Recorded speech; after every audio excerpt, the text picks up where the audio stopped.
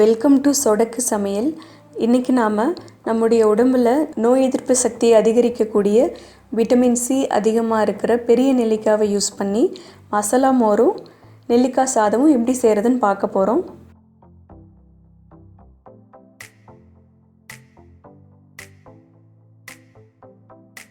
First நாம் மசாலா மோர் ready பண்ணிடலாம்.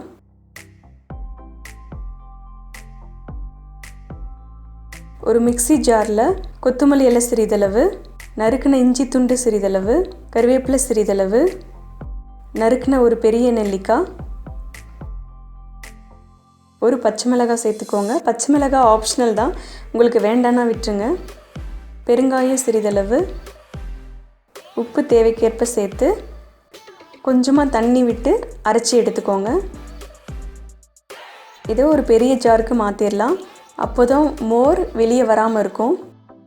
இதில் 1 கப் தயிர் சேர்த்துடலாம். இதை ஒரு முறை அடித்து வச்சிடலாம்.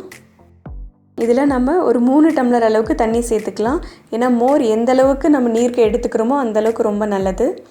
இப்போது இதை ஒரு டம்ளருக்கு மாற்றிடலாம். இது நீங்கள் இப்படியே குடிக்கலாம், இல்லைன்னா ஃபில்ட்ரு பண்ணி கூட நீங்கள் எடுத்துக்கலாம். பாருங்கள், சூப்பரான நெல்லிக்காய் மசாலா மோர் ரெடி ஆகிடுச்சு. அடுத்தது நெல்லிக்காய் சாதம் எப்படி செய்கிறதுன்னு பார்க்க போகிறோம். அதற்கு தேவையானவை நறுக்கின ஒரு பெரிய வெங்காயம், வேர்க்கடலை சிறிதளவு, 3 பச்சை மிளகாய், 2 பெரிய நெல்லிக்காய், கொத்தமல்லி இலை சிறிதளவு, கருவேப்பிலை சிறிதளவு. ஃபஸ்ட்டு 2 பெரிய நெல்லிக்காயும் நல்லா துருவி வச்சுக்கலாம்.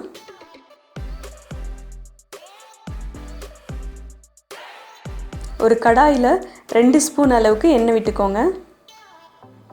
இப்போ வேர்க்கடலையை சேர்த்துடலாம்.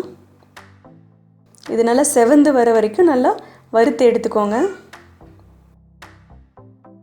பாருங்கள், இந்த ஸ்டேஜில் இதை தனியாக எடுத்து வச்சிடலாம். அதே கடாயில் 1 ஸ்பூன் கடுகு, 1 ஸ்பூன் உளுத்தம்பருப்பு, 1 ஸ்பூன் கடலைப்பருப்பு சேர்த்துக்கோங்க. கடுகு நல்லா பொரிஞ்சதும் நறுக்கி வச்சுருக்கிற 3 பச்சை மிளகாய், கருவேப்பிலை சிறிதளவு, நறுக்கின ஒரு பெரிய வெங்காயம் சேர்த்து லைட்டாக வதக்கி விட்டுக்கோங்க. இப்போது ஒரு 1/4 ஸ்பூன் அளவுக்கு மஞ்சள் தூள், 1 ஸ்பூன் உப்பு போட்டுக்கோங்க. சப்போஸ் நீங்கள் சாதத்தில் உப்பு சேர்த்து சமைச்சிருந்தீங்கன்னா இப்போ நீங்கள் உப்பு போட தேவையில்லை. இதை ஒரு முறை நல்லா கலந்து விட்டுருங்க. இப்போது வறுத்து வச்சுருக்கிற வேர்க்கடலையை சேர்த்துடலாம்.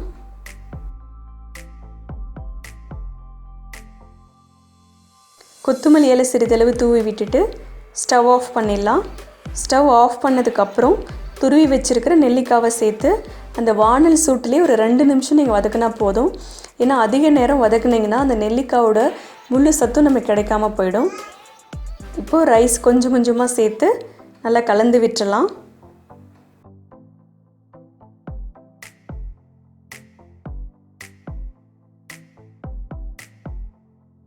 பாருங்கள், சூப்பரான நெல்லிக்காய் சாதம் ரெடி ஆகிடுச்சு. இது நீங்களும் ட்ரை பண்ணி பாருங்கள். உங்களுக்கு இந்த வீடியோ பிடிச்சிருந்ததுன்னா லைக் பண்ணுங்கள், ஷேர் பண்ணுங்கள், சொடக்கு சமையலுக்கு சப்ஸ்கிரைப் பண்ணுங்கள்.